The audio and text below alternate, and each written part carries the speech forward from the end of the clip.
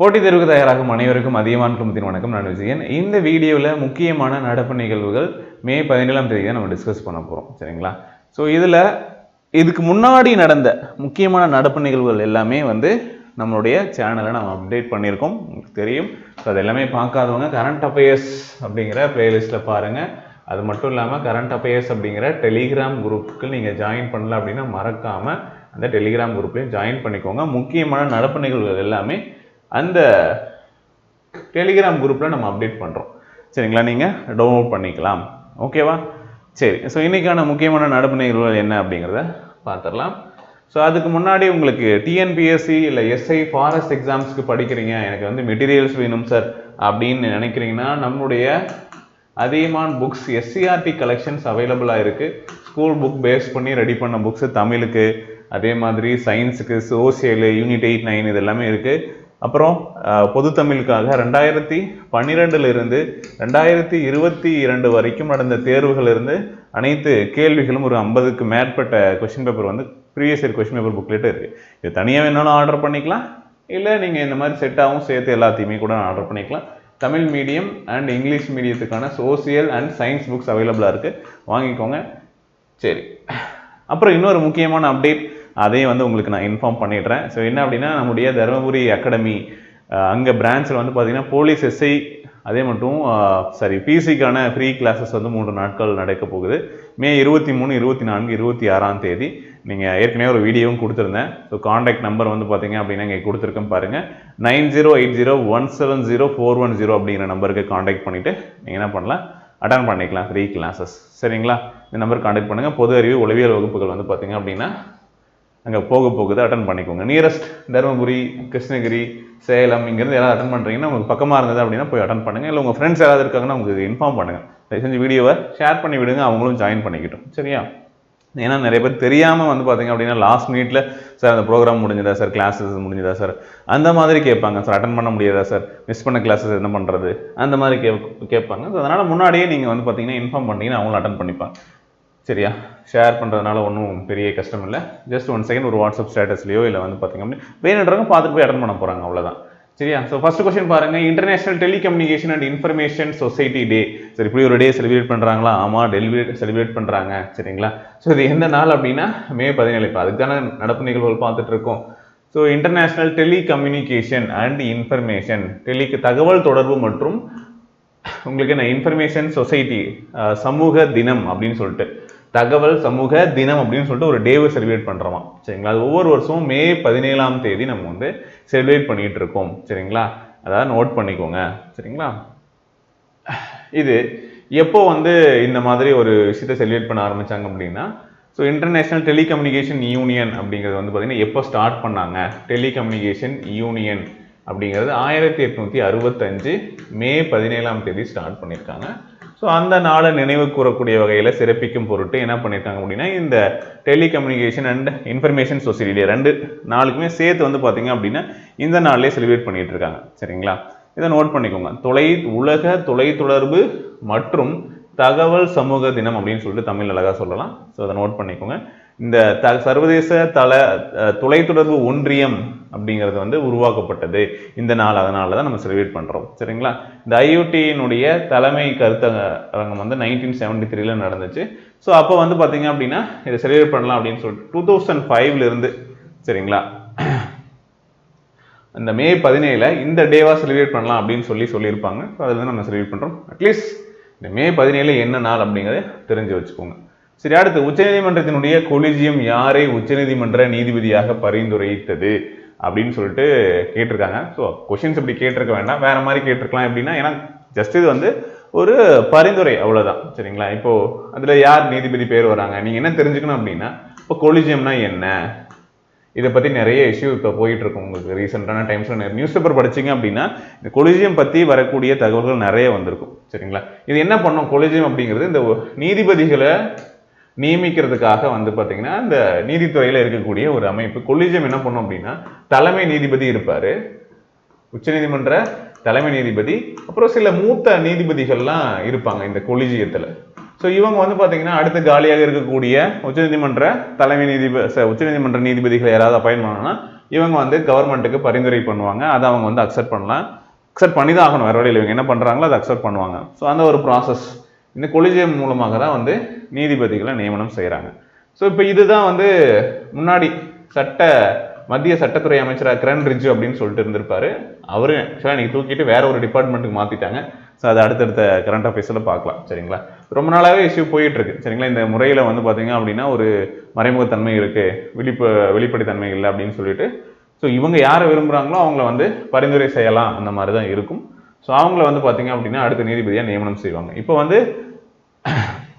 யார் அப்படின்னா அடுத்த உச்சநீதிமன்ற நீதிபதிக்கு மொத்தம் உச்சநீதிமன்ற நீதிபதிகள் எத்தனை பேர் இருக்கணும் அப்படிங்கிற ஒரு கவுண்ட். நமக்கு என்ன கொஸ்டின்ஸ் எல்லாம் இதெல்லாம் எக்ஸாம்ஸ்ல கேட்டிருக்காங்க. மொத்தம் 34 பேர் வந்து பாத்தீங்கன்னா 34 ஜட்ஜஸ். சுப்ரீம் கோர்ட்ல எத்தனை ஜட்ஜஸ் இருக்கணும் அப்படிங்கிற ஒரு கேள்வி எடுத்துக்கிட்டா எத்தனை 34 ஜட்ஜஸ்.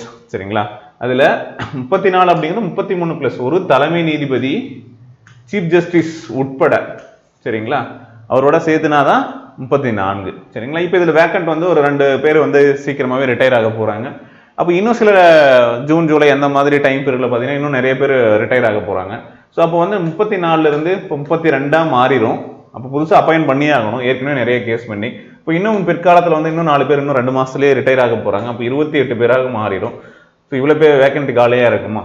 அப்பப்போ காலியாகும் போது பதவிக்காலம் முடியும் போது புதுசாக வந்து நீதிபதிகளை அப்பாயின்ட் பண்ணுவாங்க. சரியா, ஸோ அதுக்கான ஒரு அமைப்பு தான் இப்போ 2 பேரை ரெக்கமெண்ட் பண்ணியிருக்காங்க.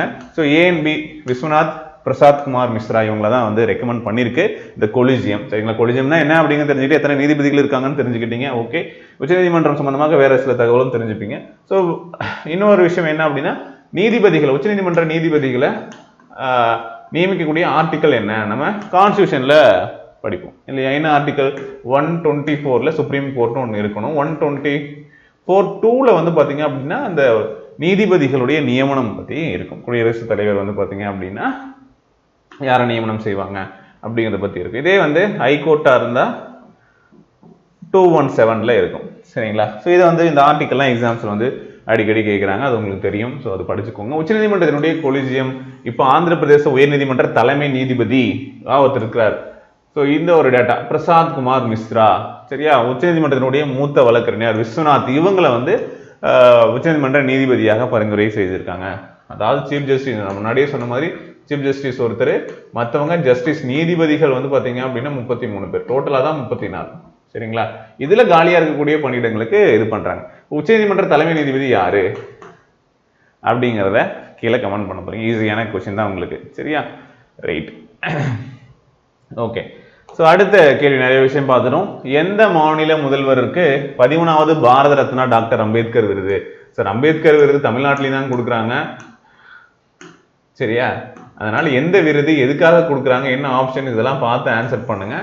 சரியா, நிறைய மாநிலங்கள்ல கொடுக்குறாங்க. ஸோ 2023 இந்த தமிழ்நாட்டில் வந்து யாருக்கு அம்பேத்கர் விருது, தமிழக அரசு அம்பேத்கர் விருதுன்னு வழங்கிட்டு இருக்கு. ஆக்சுவலா இந்த விருது வந்து பாத்தீங்க அப்படின்னா டாக்டர் பாரத ரத்னா டாக்டர் அம்பேத்கர் விருது அப்படின்னு சொல்லிட்டு மகாராஷ்டிரா மாநிலம் வந்து அவங்க கொடுக்கக்கூடிய ஒரு விருது. சரிங்களா, அங்க இருக்கக்கூடிய ஒரு அமைப்பு கொடுக்கக்கூடிய விருது தான். ஸோ இது வந்து பாத்தீங்க அப்படின்னா 13வது விருது. சரிங்களா, இப்ப யாருக்கு கொடுத்துருக்காங்க அப்படின்னா எந்த முதல்வருக்கு கொடுத்துருக்காங்க அப்படின்னா யாருக்கு அப்படின்னா யோகி ஆதித்யநாத். சரிங்களா, ஸோ இவருக்கு தான் வந்து இந்த அவார்டு வந்து கொடுத்துருக்காங்க. சரிங்களா, அதை பத்தின டீடைல்ஸ், அதாவது அச்சமில்லாத ஒரு உத்தரப்பிரதேசத்தை உருவாக்கியிருக்காங்க, ஃபியர் ஃப்ரீ உத்தரப்பிரதேசத்தை உருவாக்குனதுக்காக அப்படின்னு சொல்லிட்டு மென்ஷன் பண்ணியிருக்காங்க. சரியா, அவருக்கு வந்து 13வது பாரத ரத்னா அம்பேத்கர் விருது வழங்கப்படுகிறது. சரிங்களா, புத்தாஞ்சலி ஆராய்ச்சி அறக்கட்டளை தான் இதை வழங்குது. சரிங்களா, இது மகாராஷ்டிரா மாநிலத்தில் இருக்கக்கூடியது. ஓகே, அதாவது அவருடைய நினைவாக 1996ஆம் ஆண்டு மகாராஷ்டிராவால் இந்த அரசால் இந்த விருது வந்து நிறுவப்பட்டிருக்கு அப்படின்னு சொல்லியிருக்காங்க. சரியா, ஓகே. அண்ட் இதுக்கு முன்னாடி வெற்றி பெற்றவர்கள் வந்து பாத்தீங்கன்னா ஹர்ஷாலி மல்ஹோத்ரா ஒரு நடிகை 2022ல அவங்களுக்கு கொடுத்துருக்காங்க. சரிங்களா, சிறப்பாக சமூகத்துல செயலாற்றக்கூடிய நபர்களுக்கு கொடுக்கக்கூடிய ஒரு விருது. ஓகே, சரி, அடுத்த கேள்வி பாருங்க. 76வது கான்ஸ் திரைப்பட விருது விழா எப்பொழுது எந்த நாட்டுல நடைபெறுது? சமீபத்துல கான்ஸ் திரைப்பட விருது விழா நடந்திருக்கு. தமிழ்நாட்டில இருந்து இணையமைச்சர் எல் முருகன் அவர்களும் வந்து பாத்தீங்கன்னா போயிருப்பாங்க. ஸோ நம்ம இப்போ வந்து G20 நாடுகளுக்கு வந்து தலைமை தாங்கிட்டு இருக்கோம் இல்லையா, ரைட்டு. ஓகே, 76வது கேன்ஸ் திரைப்பட விருது விழா எங்க நடக்குது அப்படின்னா பிரான்ஸ்ல நடக்குது. ஆப்ஷன் ஏ இந்த கொஸ்டினுக்கான ஆன்சர் வந்து ஆப்ஷன் ஏ கேன்ஸ். ஸோ இந்த விருது வழங்கக்கூடிய விழாவில் ஒருத்தருக்கு வந்து பாம் டி ஓர் அப்படிங்கிற ஒரு ஹானரரி அவார்டு வந்து மூத்த ஹாலிவுட் நடிகரான மைக்கேல் டக்லேஸ் அவங்களுக்கு வந்து வழங்கப்பட்டதான். ஸோ அது வேணா ஒன்று நோட் பண்ணிக்கோங்க. பிரான்ஸ் நாட்டில் நடந்தது, யாருக்கு வந்து கொடுத்தாங்க, இந்த எஸ்எஸ்சி எக்ஸாம்ஸில் அந்த அவார்ட்ஸு யாருக்கு கொடுத்துருக்காங்க, அந்த மாதிரி வந்து நிறைய கொஷின்ஸ் வந்து கேட்பாங்க. ஸோ அவங்களுக்கு யூஸ் ஆகும். நம்ம டிஎன்பிஎஸ்சியில் கொஞ்சம் ரேர் தான் இந்த மாதிரி கேட்கலாம், கேட்காம போக முடியாது. ஃபியூச்சரில் எப்படி வேணாலும் இருக்கலாம், எஸ்ஐபிசி இருக்கலாம். ஸோ அடுத்து பாருங்க, Draupadi Murmu from tribal hinterlands to Raisina hills அப்படிங்கிற நூலினுடைய ஆசிரியர் யாரு அப்படின்னு சொல்லி கேட்டிருக்காங்க. இது வந்து ஒரு யாரு, நம்முடைய குடியரசுத் தலைவர் திரௌபதி முர்மு பத்தின வாழ்க்கை வரலாற்று குறிப்பு இருக்கக்கூடிய நூல். இது யார் எழுதினாங்க அப்படின்னு சொல்லி கேட்டிருக்காங்க, கஸ்தூரி ரே. ஸோ அவங்க தான் எழுதியிருக்காங்க. ஆப்ஷன் ஏ வந்து கரெக்ட். இந்த நூலினுடைய ஆசிரியர் யாரு, சரிங்களா, இருக்கு பாருங்க, திரௌபதி முர்மு, சரிங்களா. ஓகே, கஸ்தூரி ரே எழுதின புக், சரிங்களா, வாழ்க்கை குறிப்பு இருக்கக்கூடிய ஒரு புக். ஓகே, நெக்ஸ்ட் பாருங்க, டேஸில் சிக்கிம் மாநிலம் இந்தியாவுடன் இணைந்தது. ஏன் அப்படின்னா இந்த சிக்கிம் மாநில உருவான நாள், மாநில உதய தினம். இந்த உதய தினம் செலிப்ரேட் பண்ணணும், உருவான நாள், சரிங்களா. உதய தினம் ஒவ்வொரு ஆண்டும் வந்து பார்த்தீங்க அப்படின்னா ஆளுநர் மாலையில கொண்டாடப்படணும் அப்படின்னு சொல்லிட்டு நம்முடைய தமிழக ஆளுநர் வந்து பார்த்தீங்கன்னா அறிவிச்சிருப்பாங்க. ஓகே, சொல்லியிருப்பாங்க. ஸோ இது எப்போ வந்து உதயமாச்சு, எப்போ வந்து இந்தியாவுடன் இணைந்தது அப்படின்னா 1975, சரியா, மே மாதம் தான் இணைஞ்சிருக்கும், மே 16ஆம் தேதி. அதாவது சுதந்திரம் வாங்கினதுக்கு அப்புறம் வந்து பார்த்தீங்கன்னா மன்னராட்சி முடியாட்சியுடன் இந்தியாவுடன் இணையாமல் ஓட்டிங்லாம் எடுத்திருப்பாங்க, ஜாயின் பண்ணியிருக்க மாட்டாங்க. ஸோ அதுக்கப்புறம் வந்து பார்த்தீங்க அப்படின்னா ஒரு மன்னர் காஜின்னு நினைக்கிறேன். ஸோ அவர் வந்து பார்த்தீங்க அப்படின்னா மறுபடியும் இந்தியா கூட இணையறதுக்கு முயற்சிகள் எடுத்திருப்பாங்க. 75 மே 16 அப்போ இணைஞ்சிருக்கும். இந்தியாவுடைய 22வது மாநிலமாக இணைந்திருக்கும், சரிங்களா. இது கோவாவை விட கொஞ்சம் பெரிய மாநிலம், கோவாவை விட மட்டும்தான் சின்னது, சரியா. கீழே கடைசியா சிறிய மாநிலம்னா கோவா, அதுக்கு மேல இருக்கக்கூடியது இந்த சிக்கிம். ரொம்ப சின்ன மாநிலம், ஒரு 4 மாவட்டம் தான் இருக்கும், சரியா. இந்த வடகிழக்கு மாநிலங்களை பத்தி நீங்க கண்டிப்பா தெரிஞ்சாகணும், தெரிஞ்சுக்கோங்க. சிக்கிமோட கேபிட்டல் யாரு, சிஎம் யாரு, சிக்கிம் கேங்டாக், அதுதான் வந்து அவங்களுடைய கேபிட்டல். கூட்டமா போனீங்க, கேங்கா போனீங்கன்னா சிக்கிடுவீங்க. சின்ன, அதாவது பிசி இதெல்லாம் வந்து எக்ஸாம்ஸ் கேட்கல, அந்த மாதிரி படிச்சு வச்சுக்கோங்க. சின்ன குழு அப்பப்போ சொல்றேன், நோட் பண்ணி வச்சுக்கோங்க, யூஸ்ஃபுல்லாக தான் இருக்கும் உங்களுக்கு. ஓகே, 16/5 இந்தியாவுடன் இணைந்தது நான் சொன்னது தான், அதனால சிக்கிம் தினமாக கொண்டாடணும். அதுக்கு முன்னாடி வரைக்கும் மன்னராட்சி இருந்திருக்கும் அப்படின்னு சொல்லிட்டு பார்த்துருவோம். அடுத்து பாருங்க, இன்னொரு நல்ல ஒரு ஸ்கீம் வந்து பார்த்தீங்க அப்படின்னா இப்போ சென்ட்ரல் கவர்மெண்ட் வந்து ஒன்று லான்ச் பண்ணியிருக்காங்க. நிறைய வந்து பார்த்தீங்க அப்படின்னா ஃபேக் கால்ஸ், மோசடி பண்ணுறதுக்கு இந்த மாதிரி நிறைய வந்து பார்த்தீங்க அப்படின்னா வருது, மொபைல் திருடு போகுது. இதையெல்லாம் வந்து கண்டறிவதற்காக வந்து என்ன பண்ணுறாங்க, மத்திய அரசு சார்பில் ஒரு புதிய இணையதளம், ஒரு போர்ட்டல் வந்து ஓப்பன் பண்ணியிருக்காங்க, சரியா. அது என்ன அப்படின்னு சொல்லி கேட்டிருக்காங்க. தொலைந்த மற்றும் திருடு போன கைபேசிகளை கண்டறியக்கூடிய மத்திய அரசு சார்பில் தொடங்கப்பட்ட அந்த புதிய இணையதளம் சஞ்சார் சாத்தி அப்படிங்கிறது தான் அந்த இணையதளம், தெரிஞ்சுக்கோங்க. சஞ்சார் சாத்தி. ஸோ வெப்சைட் எப்படி இருக்கும் அப்படிங்கிறத காமிக்கிறேன், சரியா. சஞ்சார் சாத்தி, அது ஏதோ இந்தி நேமுங்க. ஓகே, என்ன அப்படின்னா தொலைந்து போன ஃபோன் நம்பர். இப்போ நீங்கள் உங்களுடைய ஃபோன் தொலைஞ்சு போச்சா, சரிங்களா, உங்கள் நம்பரில் வேறு என்னென்ன கனெக்ஷன், உங்கள் பேரில் வேறு என்னென்ன கனெக்ஷன்ஸ் இருக்குது, இந்த மாதிரி நிறைய விஷயங்களை தெரிஞ்சுக்கலாம். அந்த வெப்சைட்டில் போயிட்டு இங்கே இருக்கா, போயிட்டு உங்களுடைய ஃபோன் நம்பர், இப்போ இருக்கக்கூடிய ஃபோன் நம்பர் போட்டு ஓடிபி என்டர் பண்ணிங்க அப்படின்னா டீட்டெயில்ஸ் வந்து நீங்கள் செக் பண்ணிக்கலாம். வேறு என்ன பண்ண முடியும் அப்படின்னா உங்களுடைய ஐஎம்ஐ நம்பரை பயன்படுத்தி என்ன பண்ணுவாங்க அப்படின்னா தொலைந்து போன ஸ்மார்ட் ஃபோனை இந்தியாவுடைய எந்த மூலையில் இருந்தாலும் கண்டுபிடிச்சதுக்கு கவர்மெண்ட்டே வந்து பார்த்தீங்கன்னா அதில் நீங்கள் என்டர் பண்ணால் போதும், உங்களுடைய எஃப்ஐஆர் காப்பி இதெல்லாம் வந்து அப்டேட் பண்ணிங்கன்னா போதும்.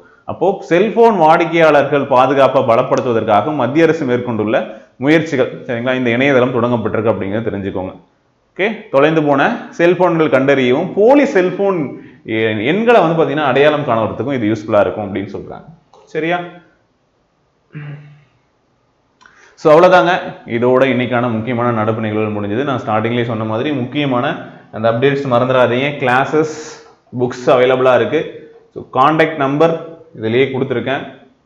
எந்த இடத்துல இருக்குது அப்படிங்கிறது இருக்குது. ஜஸ்ட் வந்து இந்த நம்பருக்கு காண்டாக்ட் பண்ணிவிட்டு இது பண்ணிக்கலாம். புக்ஸ் வாங்குறவங்க ஸ்க்ரீனில் தெரியக்கூடிய நம்பருக்கு காண்டாக்ட் பண்ணிட்டு ஆர்டர் பண்ணிக்கலாம். ஓகே, இந்த வீடியோ யூஸ்ஃபுல்லாக இருந்திருக்கும் அப்படின்னு நினைக்கிறேன். மறக்காமல் லைக் பண்ணி ஷேர் பண்ணி விடுங்க. அப்போ தான் நிறைய பேர்த்துக்கு போய் சேரும். நான் போடுறது வந்து யூஸ்ஃபுல்லாக இருக்கா அப்படிங்கிறது எங்களுக்கும் தெரியும். சரிங்களா? சும்மா பார்த்துட்டு அப்படியே போயிடாதீங்க. 200 பேர் 300 பேர் பார்த்தாலும் பரவாயில்ல, தொடர்ந்து வீடியோ போடலாம். ஸோ எப்படியாச்சும் வந்து இம்ப்ரூவ் பண்ணுறதுக்கு நாங்களும் எங்கள் சைட்லேருந்து பண்ணுறோம். பட் அதுக்கு உங்களோட சப்போர்ட் தேவை. கண்டென்ட் வைஸ் வந்து என்னென்னலாம் கொடுக்க முடியுமோ அது எல்லாமே இனி வரப்போகுது. சரியா? Okay, thank you.